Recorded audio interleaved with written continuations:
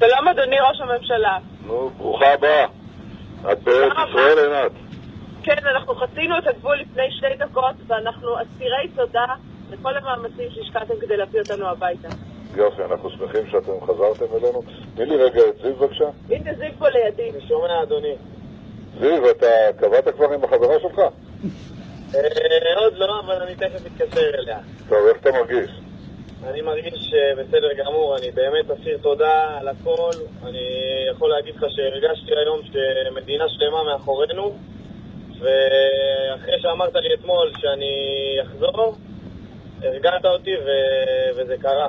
אני מודה לך מקרב לב. טוב, אמרתי לך שאנחנו נחזיר אותך הביתה, והנה חזרת הביתה. אז ברוך הבא. תודה רבה על המאמצים. תודה רבה. תפתח את חופש.